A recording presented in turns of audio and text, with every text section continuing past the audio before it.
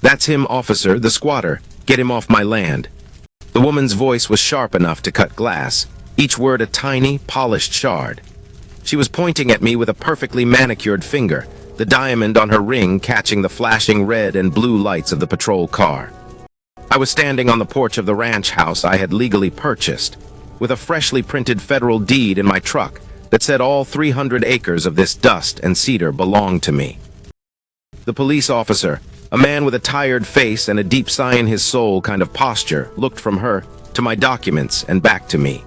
What this woman, this self-appointed queen of the Texas Hill Country, didn't know was that my actual job involves shutting down people exactly like her for a living. And she wasn't just trespassing on my property. She was standing on top of a multi-million-dollar secret she'd killed to protect.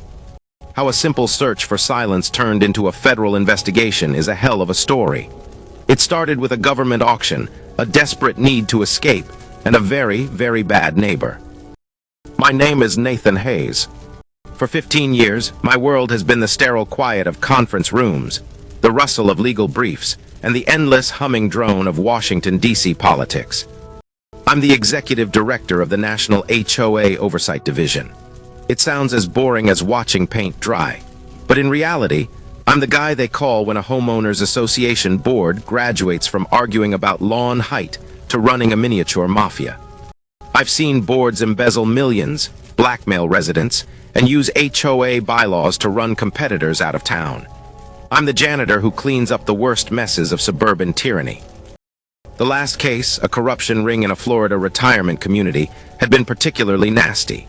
It involved wire fraud, elder abuse, and a whole lot of people who deserved a peaceful retirement getting their life savings bled dry. After the convictions came down and the press conferences were over, I was burned out, hollowed out. I'd dream of redacted documents and the sound of a gavel. All I wanted was silence. Not city silence, which is just a lower level of noise, but real, profound, deep country silence. So I did something completely out of character. I logged onto a federal asset auction website, a place where they sell off everything from seized sports cars to the assets of bankrupt corporations. And there it was, 300-acre foreclosed ranch, Willow Creek, TX. The photos were grainy, showing a rustic but solid-looking farmhouse, a weathered barn, and acres of wide-open, dry-looking land under a sky so big it hurt to look at. No neighbors in sight, no board meetings, no emails with a subject line that read urgent. Just me, the sky, and a few hundred acres of nothing. I bought it sight unseen. It was an impulse buy on a grand scale, a desperate grasp for peace, or so I thought. I pulled up to the main gate just as the sun was bleeding out across the horizon, painting the clouds in shades of orange and purple. I killed the engine of my Ford F-150 and just sat there for a minute. The air that drifted through the open window was cool and smelled of dust, dry grass, and cedar trees. It was the smell of quiet.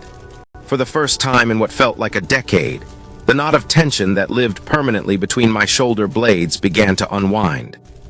I hadn't even gotten my bags out of the truck when the glare of headlights washed over me. A vehicle was coming up the private gravel drive. It wasn't a truck, though. It was a golf cart, the silent, electric kind you see gliding across the greens of exclusive country clubs, complete with a little canopy and plush leather seats. It hummed to a stop, its tires crunching delicately on the gravel. A woman in her late 50s stepped out. She was dressed in crisp white linen pants and a matching top, set off by a chunky turquoise necklace that probably cost more than my first car. Her face was smooth, almost unnaturally so, Botoxed into a permanent look of mild surprise. She moved with an air of absolute, unquestioned authority, as if the ground itself had consented to her walking on it. "Can I help you?" she asked. Her voice was smooth like honey, but with an edge of steel just beneath the surface. "This is private property." I leaned against the door of my truck, holding up the keys I'd been given by the federal marshal. "I think it's my private property," I said, offering a tired smile. "I'm Nathan Hayes, the new owner." Her eyes flicked from my face, down to my worn jeans and dusty boots, then over to my 10-year-old F-150. A flicker of something crossed her features. It wasn't disappointment. It was annoyance, as if my very presence was an unforeseen complication in her perfectly ordered world. "The new owner," she repeated, the words laced with disbelief. That's impossible. This property is under HOA review for numerous code violations. My internal alarm bells, the ones honed by years of dealing with people just like her, started to chime. Not according to the US government who sold it to me, I replied, keeping my tone even. And as far as the deed is concerned, this ranch isn't part of any HOA. It's an unincorporated parcel. Her smile was thin and brittle, something that might crack if you looked at it too hard. Everything in the greater Willow Creek area falls under the purview of the Willow Creek Estates HOA, Mr. Hayes. For safety and environmental standards, you understand. She placed a hand on her chest. I am Evelyn Croft, the president of that association. She paused as if expecting me to be impressed. I wasn't. I'm sure you run a tight ship, Miss Croft, I said, but my purchase was from a federal seizure. That supersedes any local covenants or liens that weren't filed with the federal court, and there were none. This was basic stuff, HOA 101. Evelyn's smile didn't falter, but her eyes went cold. She pulled out a sleek new smartphone. Be that as it may, this property has multiple pending environmental citations filed with the county. Your presence here, before those have been cleared, is unauthorized. Evelyn Croft, in her light blue suit, holds a sleek smartphone in her hand, her expression now firm and accusatory, indicating she is about to make a formal complaint. The man resembling the sheriff stands opposite her, showing a hint of frustration or disbelief. The scene is set outdoors, with police presence in the background, illuminated by bright natural light, adhering to the realistic photographic style and muted color palette of the reference image default for a general audience. 48 since you refused to leave. I have no choice but to report a trespasser. And just like that, before I'd even set foot in my new house, she was dialing 911. My dream of peace and quiet was shattered by the distant, approaching wail of a police siren. As the red and blue lights began to dance across the weathered wood of the farmhouse, Evelyn Croft stood there, phone in hand, with a look of smug, unassailable satisfaction. She thought she was dealing with some random city slicker who didn't know the rules. She had no idea she'd just called the cops on the one person in the country who could unravel her entire manicured world. The patrol car pulled up, kicking up a cloud of dust. 2 officers got out, their faces illuminated in strobing flashes of color. Evelyn pointed that perfectly manicured finger. "That's him, officer," she said, her voice ringing with false concern. "The squatter." The officers were professional, but you could see the annoyance simmering just below the surface. They were county sheriffs, not private security. The older of the two, a man whose name tag read Miller, looked over my deed and the thick stack of federal sale documents with a heavy-duty flashlight, his breath fogging in the cool night air. "Well, ma'am," he said, handing the papers back to me. "The paperwork seems legitimate. This is Mr. Hayes's property." Evelyn didn't miss a beat. Her composure was flawless. For now, she conceded, as if granting a temporary stay of execution. "Officer, I still need you to file a report. This property has multiple, serious, outstanding environmental violations logged with the county. His presence here, before a certified remediation team has inspected it, could constitute a federal offense if he tampers with the site. We have documented evidence of significant soil contamination." Soil contamination. That was new, and a much more serious accusation than a broken fence or an overgrown lawn. This wasn't a fine, it was a threat. The younger officer dutifully took notes on a small pad. They couldn't remove me from my own land, but Evelyn had succeeded in her mission. She had planted a seed of doubt. She'd officially marked my new sanctuary with a big, red flag, turning my home into a potential crime scene in the eyes of local law enforcement. It was a classic power play. The next morning, I wasn't greeted by the sound of birdsong. I was greeted by the sharp, percussive thwack of a hammer against my front door. I looked out to see a man in a county-issued polo shirt nailing a bright red notice to the wood. It wasn't a welcome basket. It was an official order to cease and desist from the Willow Creek Environmental Protection Department. The language was designed to terrify the average person. Words and phrases in bold, angry print leaped off the page. Hazardous materials, illegal disposal, risk of aquifer contamination, and the real kicker, penalties up to $10,000 per day. It claimed that runoff from an unauthorized and failing septic system on my property was poisoning the local groundwater. It was signed by a county supervisor, a man named Marcus Thorne. And right there at the bottom was the CC line, Evelyn Croft, President, Willow Creek Estates HOA. She wasn't just using the HOA anymore. She was weaponizing the local government. This was a textbook strategy I'd seen a dozen times before. Bury your opponent in so much legal paperwork, red tape, and the threat of crippling fines that they eventually give up. They sell the property for pennies on the dollar just to make the nightmare stop. And guess who's usually waiting with a lowball cash offer? The one who started the fire. But she wasn't dealing with a typical homeowner. She was dealing with the man who wrote the playbook on how to fight these tactics. Still, the accusation bothered me. Not because I thought it was true, but because of its specificity. Aquifer contamination. That's a big league charge. To get my mind off it, I decided to do what I came here to do, explore my land. I spent the day walking the property line, all 300 acres of it. The landscape was beautiful in a rugged, thirsty sort of way. Rolling hills covered in dry grass and dotted with gnarled oak and mesquite trees. But the word that kept coming to mind was thirsty. The ground was cracked and dry. The air was full of fine dust. The old survey maps included with my deed showed a small waterway labeled simply Willow Creek, cutting through the northern quadrant of the property.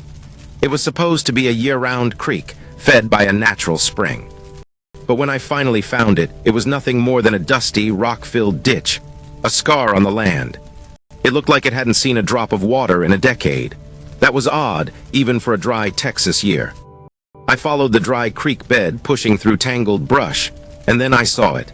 Tucked away in a thicket of mesquite trees, almost completely overgrown with vines, was a concrete structure.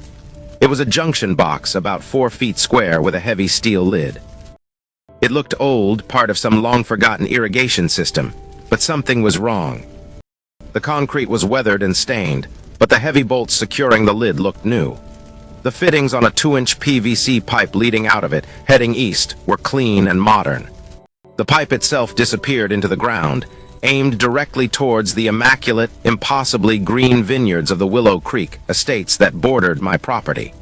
It was the first piece of the puzzle that didn't fit. It was an anomaly, and in my line of work you learn to pay very close attention to anomalies. My goal for being here suddenly shifted. It wasn't just about defending my property anymore. It was about investigating a potential crime. The feeling in my gut was no longer just annoyance.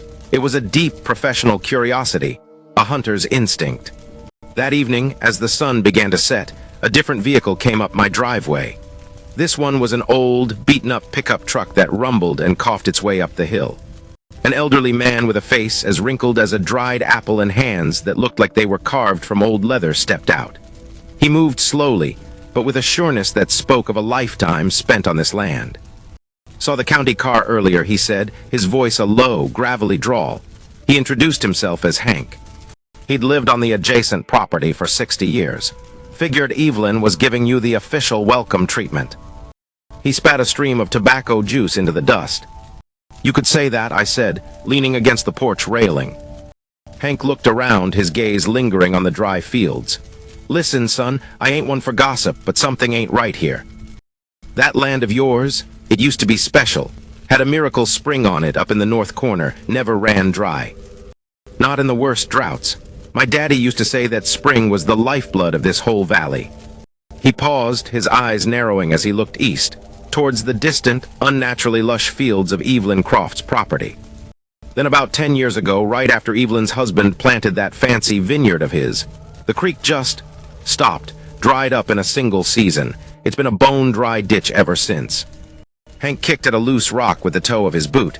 He looked at me, a dark, knowing look in his faded blue eyes. "She's not just a mean woman, son. She's a thirsty one." The weight of his words settled in the quiet evening air. A thirsty woman, a miracle spring that vanished. A brand new vineyard that thrived in the middle of a drought, and a mysterious concrete box with new fittings.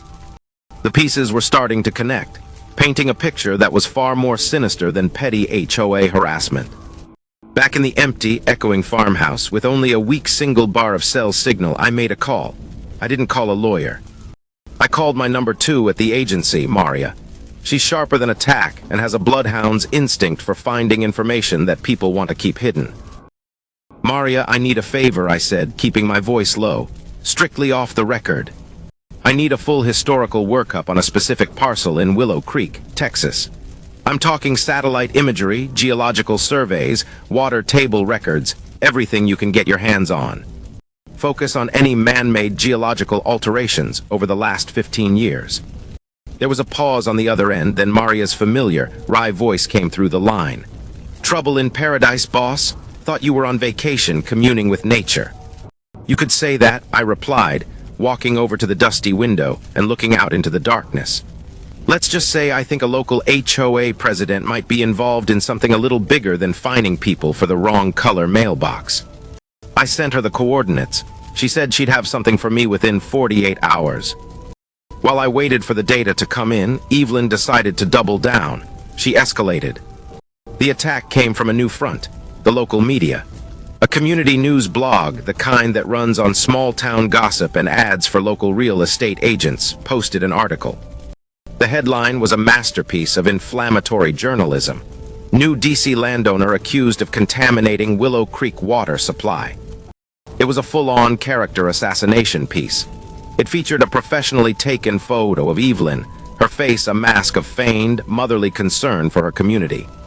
It was filled with quotes from anonymous neighbors who were suddenly terrified for their children's health. And right there next to the headline was my photo. It was a grainy, long-lens shot of me walking my own property line, making me look like some kind of shadowy intruder. This was a public shaming campaign designed to isolate me and turn the entire community against me before I even had a chance to introduce myself. It was meant to make it impossible for me to fight back, to paint me as the villain in a story she was writing. My phone buzzed. It was a text from an unknown number. "The first offer is always the best. You can walk away now with your reputation intact and a small profit. This doesn't have to get any messier. A friend." It was her. The offer was the carrot, but the article was the stick. She was threatening to ruin my name, not just here in Willow Creek, but potentially back in DC if she dug deep enough. It wasn't just about my land anymore. It was about destroying me personally. My motivation, which had started as annoyance and shifted to suspicion, now hardened into something else entirely. It was a cold, quiet resolve for justice. She had made this personal. She was going to regret that. The next afternoon, my laptop pinged. It was an encrypted email from Maria. The subject line was a single word, bingo. The files she sent were massive, terabytes of raw data.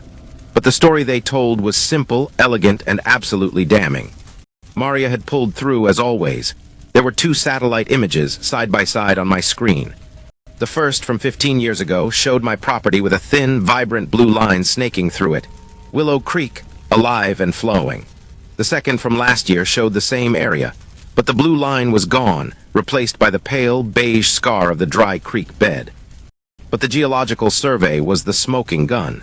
It was a ground-penetrating radar scan, a sort of digital X-ray of the earth beneath my feet. It showed a massive, natural artesian spring deep beneath the northern quadrant of my property, a huge underground reservoir of pure, clean water. And it showed something else. A sophisticated, man-made diversion channel, a series of large-diameter pipes and powerful booster pumps, leading directly from that spring. The channel ran underground, cutting diagonally across my land, and terminated in a massive, man-made underground cistern located directly beneath Evelyn Croft's vineyard. The truth hit me with the force of a physical blow. She hadn't just diverted a small surface creek. She had hijacked an entire aquifer. She had drilled into the source and was siphoning off millions of gallons of water to create her private green oasis, leaving the rest of the valley to turn to dust. The environmental violations she was pinning on me, the bogus claims of a faulty septic system poisoning the groundwater, they weren't just a weapon. They were a smokescreen. A brilliant, evil piece of misdirection to prevent anyone from ever looking too closely at the real environmental crime, the single greatest water theft in the county's history. And she was the one committing it. My first instinct was to pick up the phone and call everyone. The FBI, the EPA, the Texas Rangers, every investigative reporter I knew. I had her dead to rights. But I stopped myself. I took a deep breath and forced myself to think not as a landowner, but as an investigator. Evelyn had the local county supervisor, Marcus Thorne, in her pocket. She probably had other local officials on her payroll, too. If I showed my hand too early, she would use her influence to tie this up in court for years. She would destroy the evidence, bury the case in legal motions, and use her friendly local media to paint me as a vindictive federal agent on a witch hunt, overstepping his bounds. No, she used the system to attack me. I would use the system to trap her. I didn't need a search warrant or a big press conference. I needed to make her panic. Panic makes people stupid, and I had a pretty good idea of how to do it. Now, what I'm about to share isn't professional legal advice. It's just my story. But when you're dealing with someone who has corrupted the local system, sometimes you have to create a bigger, more intimidating system for them to worry about. My plan was simple, and it relied on one thing: Evelyn's arrogance.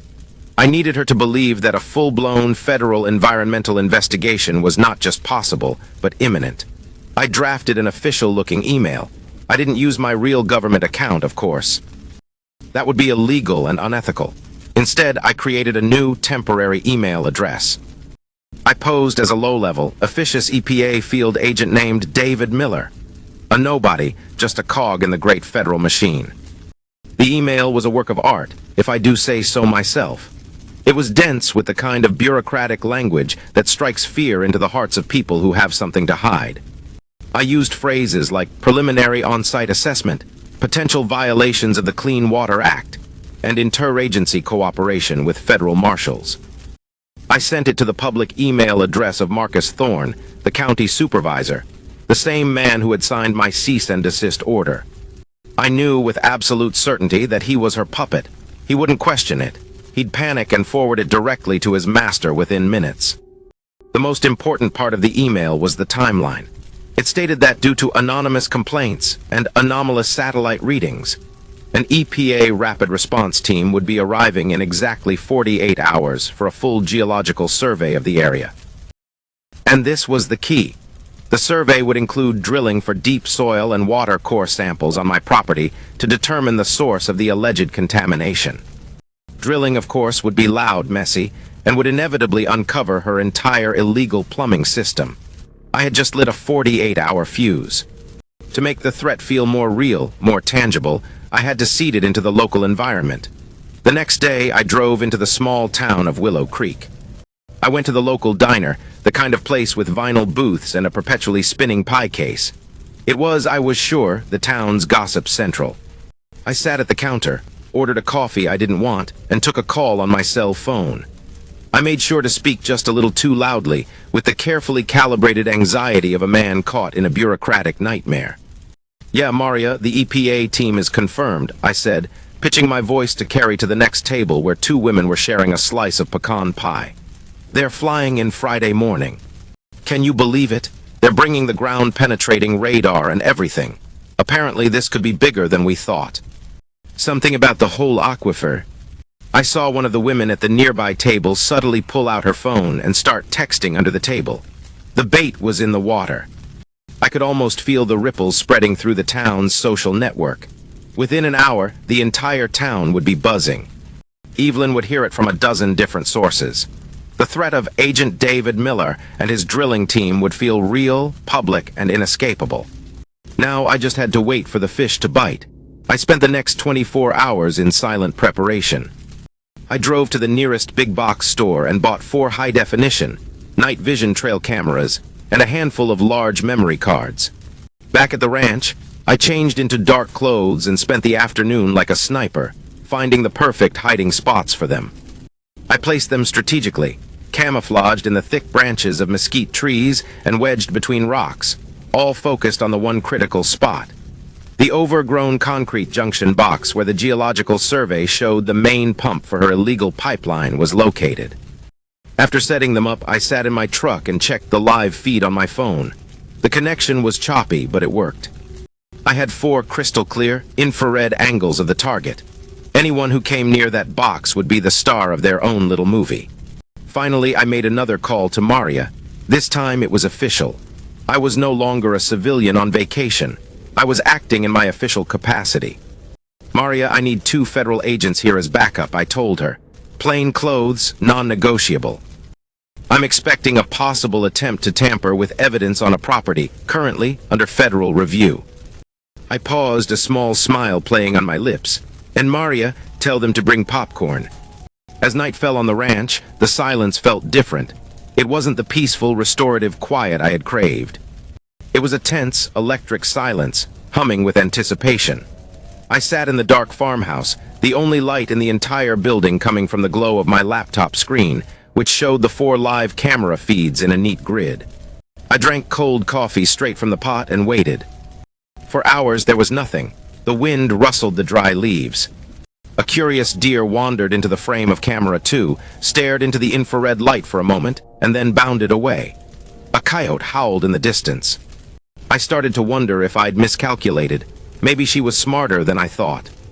Maybe she'd call a lawyer, try to fight it with paperwork instead of a sledgehammer. Maybe my whole plan was too theatrical, too much. And then at 2:17 a.m. I saw it. A flicker of movement on the feed from camera 3. It was a pair of headlights bobbing in the distance. They weren't on the road. They were moving slowly, carefully off-road, crawling over the rough, open terrain. And they were heading directly towards the hidden cameras and the concrete box. Game on. It wasn't a golf cart this time. It was a heavy-duty pickup truck, the kind with oversized tires and a powerful engine. It moved with its lights off, using only the pale moonlight to navigate the treacherous landscape. It came to a stop about 50 yards from the junction box, its engine cutting out with a low rumble that seemed to vibrate through the ground itself. 2 figures emerged from the cab, moving like shadows in the ghostly green glow of the night vision feed. One was a large, broad-shouldered man I recognized from photos as Evelyn's husband, Robert Croft. The other figure, smaller but moving with a sharp, commanding energy, was Evelyn herself. They weren't dressed for a midnight stroll. They were in dark work clothes, gloves on their hands. Robert was carrying shovels and what looked like a heavy-duty pipe wrench. Evelyn, my God, was holding a sledgehammer. It rested on her shoulder like an executioner's axe. My heart was pounding against my ribs, a frantic drumbeat in the silent house. This was it. This was better than I could have possibly hoped for. They weren't just going to disable the pump or hide the evidence. They were going to destroy it. They were going to rip out the pipes, smash the pumps to pieces, and hope that by the time my imaginary EPA team arrived, there'd be nothing left to find but rubble and confusion. It was clumsy, it was desperate, and it was the most beautiful thing I had ever seen. I picked up my phone and sent a 2-word text to the number Maria had given me for the agents she'd sent. "They're here. Go time." The trail cameras had surprisingly good microphones. As Robert began to pry at the heavy steel lid of the junction box with a crowbar, their hushed, frantic conversation was perfectly, beautifully clear.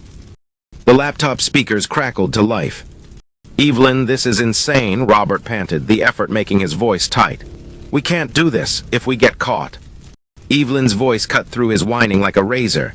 It was a venomous whisper, stripped of all its polished public charm. "Shut up and dig, Robert. What's insane is losing everything because of some pencil-pushing DC bureaucrat who got lucky at an auction. 20 years we've built this. 20 years this spring has paid for our house, our cars, our entire life. I am not letting it go." "But federal agents," Robert grunted as the lid finally scraped open. "They don't just go away. This isn't like dealing with old man Hank." "They will if there's no evidence," she hissed back. "This pump is the only thing that physically connects our system to this spring. Once it's gone, it's just his word against ours. Who do you think they're going to believe? The respected community leader, a pillar of this town for 2 decades, or the angry outsider who's already been cited for polluting the groundwater?" It was a confession, a full, glorious, on-the-record confession. It had motive, intent, and a clear admission of her plan to obstruct a federal investigation.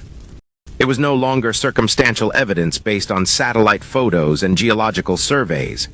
This was the whole case, tied up with a neat little bow. The legal battle was over. Robert managed to heave the heavy concrete and steel lid off the box, revealing a complex array of valves, pressure gauges, and a powerful electric pump that hummed softly in the night. Evelyn stepped forward, positioning herself over the opening. She raised the sledgehammer high over her head, her muscles tensing as she prepared to deliver the killing blow to the heart of her criminal enterprise. The hammer seemed to hang in the air for an eternity. And that's when I made my move. From the darkness, a voice cut through the night. My voice, amplified by a small megaphone I'd brought with me. "Evelyn Croft, I wouldn't do that if I were you." The sound, unnaturally loud and disembodied, echoed across the silent landscape. Evelyn froze mid-swing, the sledgehammer held high. "That's federal evidence you're about to destroy," the voice boomed again. A feedback squeal from the megaphone split the air. And then, in perfect synchronization, multiple high-powered flashlights clicked on from the surrounding darkness. Beams of brilliant white light converged on the scene, pinning Evelyn and Robert in a harsh, unforgiving glare. They were like startled animals, blinded and trapped. Evelyn dropped the sledgehammer. It clattered against the rocks with a dull, metallic thud. She looked around wildly, her face a mask of pure, unadulterated shock. She was expecting a SWAT team, men in jackets with EPA stenciled on the back. But all she saw were two people in regular clothes stepping out from behind a cluster of oak trees, their federal badges displayed prominently. And then she saw me, walking calmly out of the shadows, my phone held up in my hand, its camera light on, still recording everything. "You," she stammered, her voice barely a whisper. "Who are you? How did you?" I allowed myself a thin, cold smile. The kind of smile I reserved for the moment the trap finally springs. "The EPA isn't coming, Evelyn. There is no Agent David Miller. There was just me." I walked right up to her, stopping a few feet away, and held up my own credentials, letting the beam of an agent's flashlight illuminate it for her. "Nathan Hayes, Executive Director, National HOA Oversight Division. While grand theft of water isn't my usual department, conspiracy to commit fraud, evidence tampering, and obstruction of justice most definitely are." I gestured with my phone towards the open junction box. "And you, ma'am, just gave me a full recorded confession." The color drained from her face.